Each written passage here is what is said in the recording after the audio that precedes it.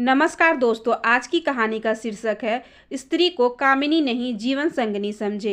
एक गांव में बंसी नाम का कुम्हार रहता था। माँ बाबा बचपन में ही गुजर गए थे, अतः बंसी कुंवारा ही था।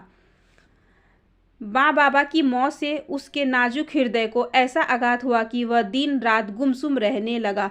गांव वालों ने उसे बहुत समझाया, किंतु उसे समझ नहीं आया। फिर एक दिन वह गांव से दूर एक पहाड़ी पर झोपड़ी बनाकर रहने लगा, किंतु जीने के लिए अर्थोपार्जन तो करना ही था।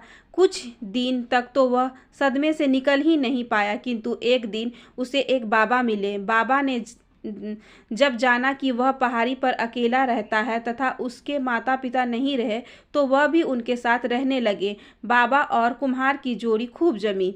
बाबा ने धीरज बंधाया कि आना जाना तो संसार का नियम है बेटा, उसे इतना दुखी नहीं होना चाहिए तथा अपने नए जीवन की शुरुआत करना चाहिए।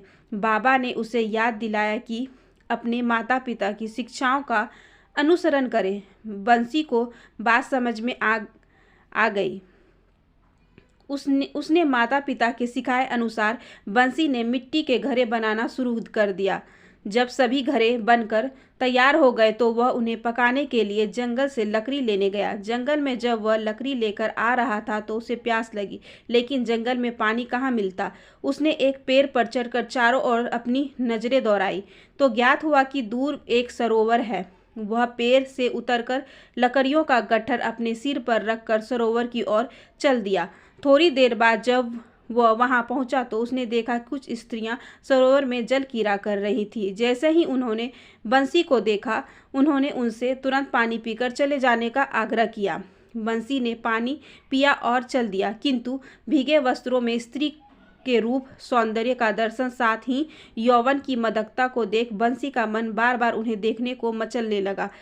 वह चाहता था कि वह उनसे मित्रता करे, किंतु अपरिचितों से बातचीत आरंभ कैसे करे उसका उसे कोई ज्ञात नहीं था। वैसे भी स्त्रियों ने उसे वहां से चले जाने को कहा था, इसलिए ललचाते हुए भी बंसी लाचार होकर चल दिया। घर पहुंचकर उसने आसमान की ओर देखा तो बादल घिर रहे थे, अतः लकड़ियों को काटकर घरों को उस पर जमाया, किंतु इस समय भी उसके मानस पटल पर सरोवर वाला वही दृश्य नाच रहा था। अतः वह उन्हीं ख्यालों में खोया हुआ सो गया। उसे नींद इतनी गहरी आई कि बाहर हवाएं चलने का और उसे कुछ भी आभास नहीं हुआ। कुछ देर बाद वर्षा होना आरंभ हो गया। उसके घरे तथा लकड़ियां सभी बाहर भी ही पड़े थे, अतः सभी घरे टूट गए और लकड़ियां गीली हो गई। जब संध्या को बारिश थमने के बाद बाबा गांव से आए तो देखा सभी घरे टूट चुके हैं और लकड़ियां गीली हो चुकी है, और बंसी अंदर झोपड़ी में चैन की नींद ले रहा था। आंखें बंद चेहरे की मुस्कान को देखा बाबा को उसकी मूर्खता पर हंसी आई। बाबा की हंसी सुनकर उसकी आंखें खुली तो उठकर भागा, लेकिन अब वह कर भी क्या सकता था। लेकिन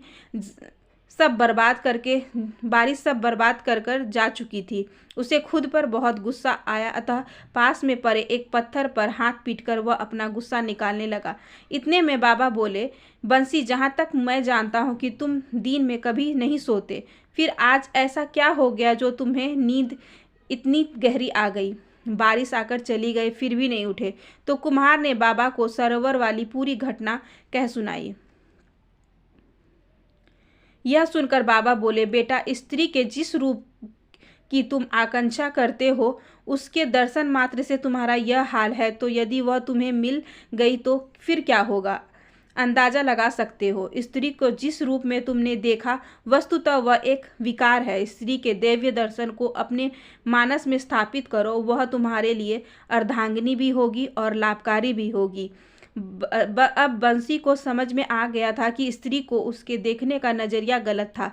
अब वह सबको पवित्र दृष्टि से देखने लगा। कुछ दिनों के बाद बाबा के कहने पर एक स्त्री के घर वालों से बात की और उसका विवाह हो गया। अब भी वह बाबा की शिक्षा को नहीं भूला था। स्त्री का सम्मान उसके लिए सर्वोच्च था। यदि इसी तरह प्रत्येक व्यक्ति स्त्री को समझने लगे तो समाज कितना सुंदर हो, सभी नारियों का भी सम्मान हो और सभी पुरुषों को भी चरित्र पर गर्व हो। ऐसी कल्पना मात्र से ही मन प्रसन्न हो उठता है। आशा करती हूँ कि आज की ये छोटी सी कहानी आपको अच्छी लगी होगी। अगर अच्छी लगी हो तो please like share and subscribe करें हमारे चैनल को, ज़्यादा से ज़्यादा शेयर करें और अपना फीडबैक कमेंट सेक्शन में लिखना ना भूलें। धन्यवाद।